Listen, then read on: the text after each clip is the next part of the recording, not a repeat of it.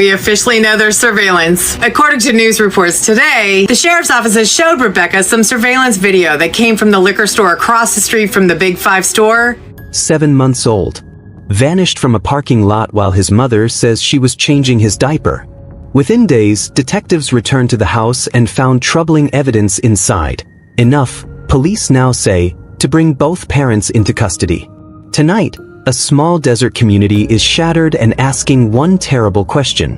What happened to baby Emmanuel Haro? For the next 30 minutes we'll do one thing and one thing only: follow the facts.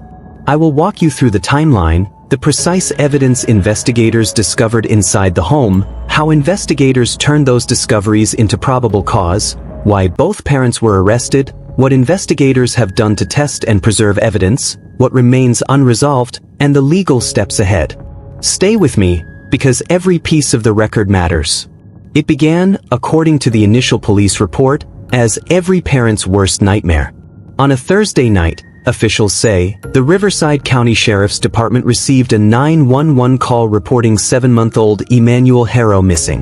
The location initially reported, the 34,000 block of Ucapa Avenue, in the parking lot outside a Big Five sports store. That single detail framed the initial public narrative, a child allegedly taken while a mother changed a diaper, and prompted an immediate emergency response.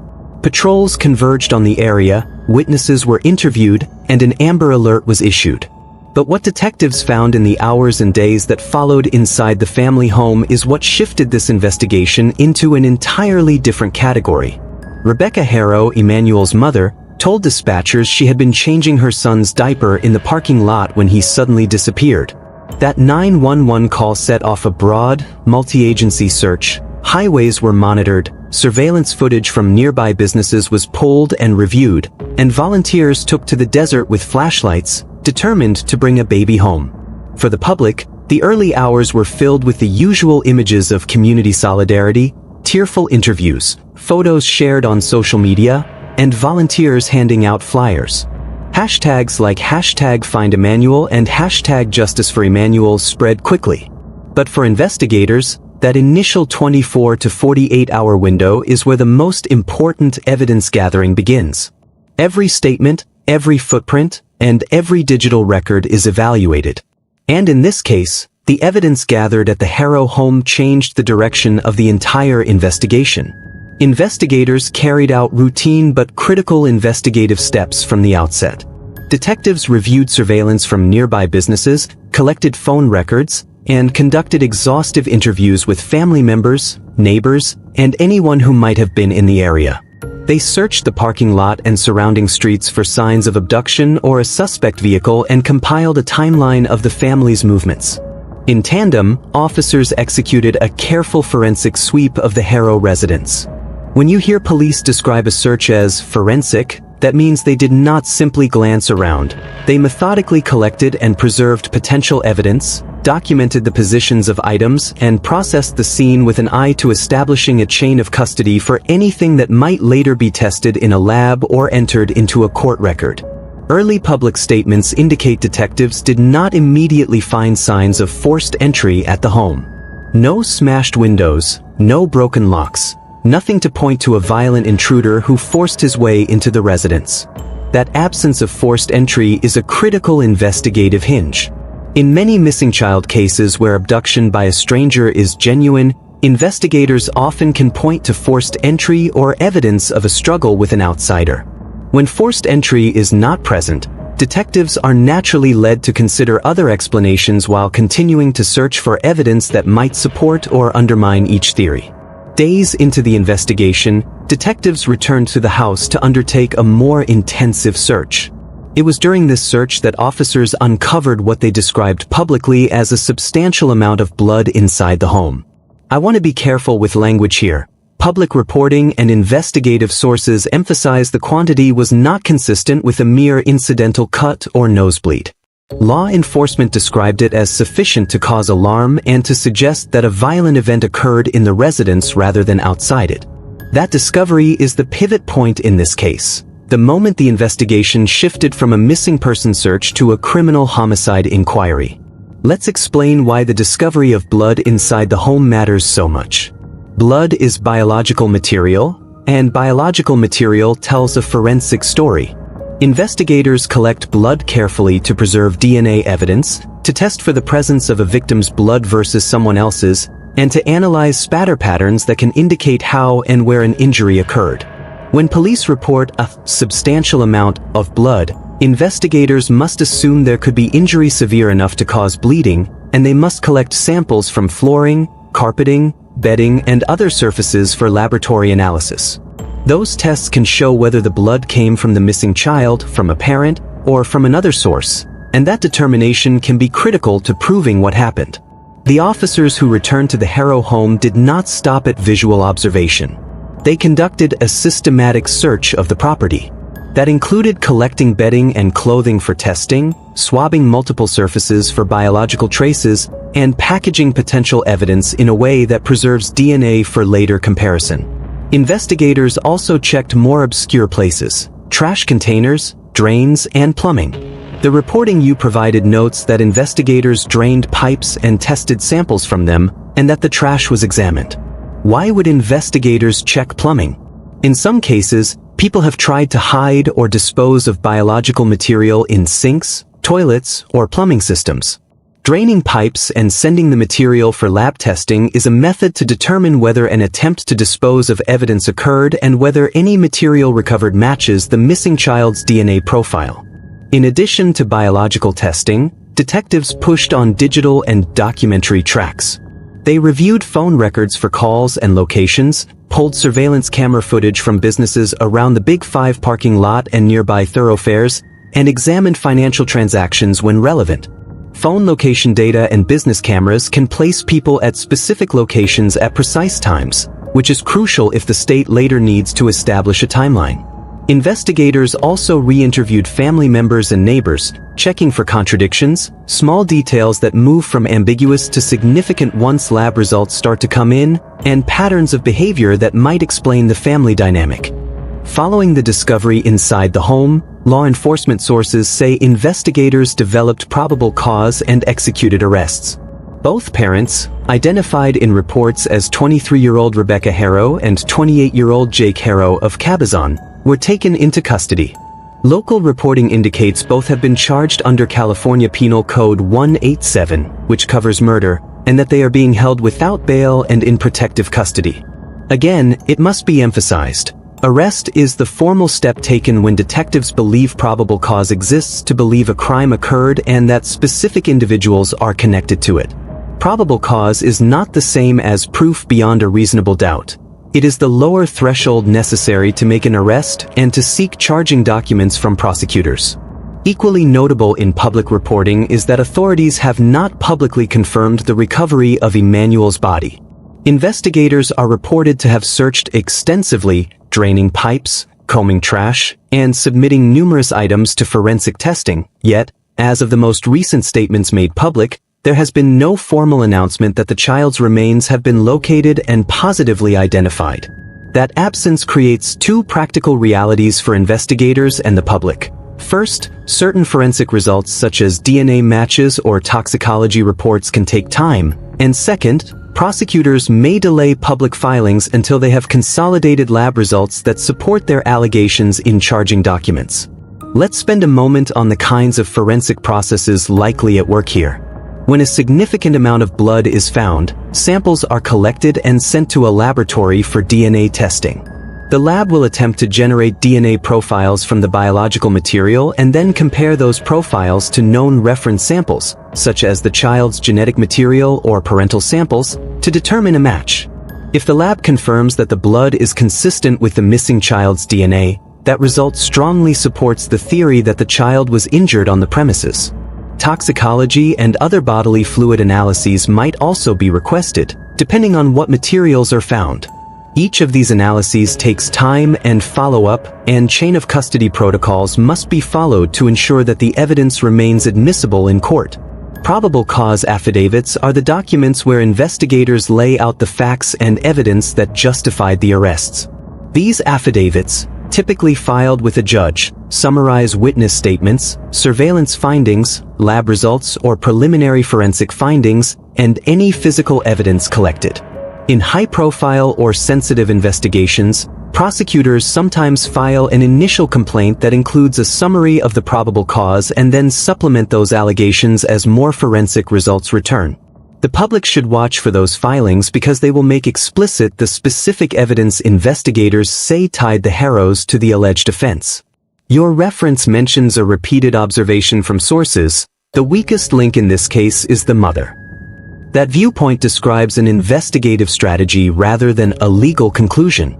Investigators often consider which witness or participant seems most likely to disclose new information under pressure or when confronted with corroborating evidence. In some cases, a cooperative or inconsistent witness ends up providing critical admissions or corrections when presented with physical or documentary evidence. Whether that occurs here is a matter for the investigative record and, ultimately, for the courtroom. It is essential to treat such source-based statements as perspective, not as proof. The community reaction to this discovery has been swift and profound. What began as a neighborhood-wide search rapidly turned into shock and anger when the public learned that investigators had found a substantial amount of blood in the family's home. Candlelight vigils sprang up, and social media became a torrent of grief and demands for accountability. But with high emotion comes the risk of inaccurate information spreading. Investigators have urged the public to provide tips directly to the Riverside County Sheriff's Department rather than posting unverified theories on social networks. A reliable tip delivered to detectives may help locate additional evidence. An inaccurate rumor can mislead the community and complicate investigative leads. Let's return to the specific investigative steps that were likely taken to preserve and test the evidence found inside the house. Crime scene technicians photograph everything before moving objects. They map the scene and note blood patterns and the distribution of stains. They lift samples with swabs, collect fibers and bedding, and package everything in paper evidence bags that breathe. Plastic can trap moisture and degrade biological samples. Each item is logged in an evidence inventory and transported to a lab where specialists perform DNA extraction and analysis. The chain of custody documentation is recorded at every transfer to ensure that when the evidence is presented in court, prosecutors can show that the material tested is precisely the material collected at the scene.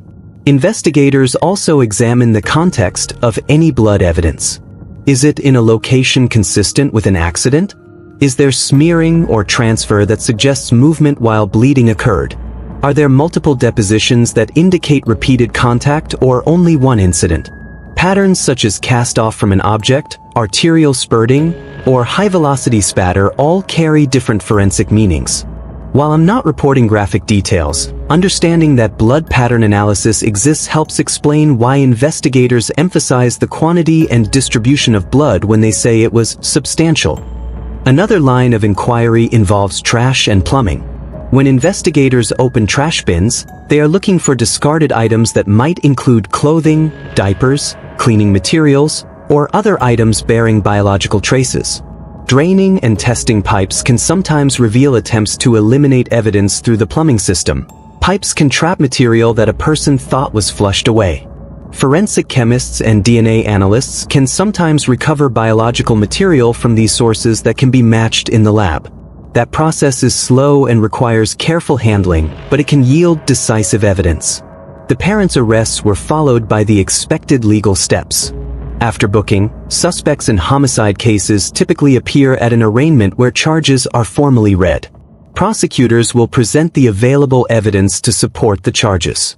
In this case, reporting indicates both Rebecca and Jake are being held without bail and placed in protective custody. In serious homicide matters, the bail determination often reflects the severity of the charges and perceived flight risk. Defense counsel will have the opportunity to request discovery, the prosecutor's evidence file, and to challenge any weaknesses in the state's case at pretrial hearings. Even with arrests and charges, the legal principle of the presumption of innocence remains central. A charge is an allegation. The judge or jury will later decide whether the state has proven its case beyond a reasonable doubt. What the arrests and charges do accomplish in the near term is to bring the matter fully into the criminal justice system, where courts and filings will produce a public record that clarifies the precise allegations and the evidence the state intends to rely upon. There are several concrete items to watch in the coming days and weeks that will add clarity to what the police found and how strong the state's case may be. First, formal filing of charges or a criminal complaint will likely specify the allegations in greater detail. Second, the probable cause affidavit, if filed, will lay out the facts investigators used to justify an arrest. Third, any public statement from the medical examiner that summarizes autopsy results or cause of death findings will be pivotal. Fourth, court scheduling such as arraignments, bail hearings, and pretrial dates will appear on county dockets. And fifth, additional searches or public disclosures by law enforcement might be announced if investigators locate more evidence. If you are watching this because you want to understand how police build a case from what they find in a home, the sequence in simplified terms is: secure the scene, document and photograph, collect biological and physical evidence, preserve the chain of custody, run forensic analyses, corroborate physical evidence with documentary or digital evidence, and then present the assembled facts to a prosecutor who evaluates whether the evidence supports criminal charges. That procedural explanation is not an excuse for delay. It explains why some results appear quickly and others take time. Toxicology and DNA testing can take weeks. Surveillance retrieval might take days depending on the number of cameras and how quickly owners provide footage, and witness interviews often require repeated sessions to test the consistency of statements. There remain crucial unanswered questions in the public record. Has the child's body been located and formally identified? If so, when and where? What exactly did the medical examiner determine about cause and manner of death? What specific items or tests did investigators cite in their probable cause affidavit? Were there prior contacts with child welfare or law enforcement involving the family? What minute-by-minute timeline, if any, do official filings assert for the hours leading up to the child's disappearance? Those are not rhetorical queries. They are the points that will shape a juror's understanding of the events should this case go to trial. As you listen, a reminder about reporting ethics. In a case this sensitive, accurate sourcing matters. Rely on official statements, court filings, and the medical examiner's reports. Avoid amplifying rumors or anonymous social media claims. If you choose to comment or share, do so with restraint and a focus on verified facts, because once misinformation starts to travel, it can be hard to correct and it can harm both investigative integrity and the dignity of grieving relatives. If you feel compelled to help, the most constructive step is to contact law enforcement directly with any credible information.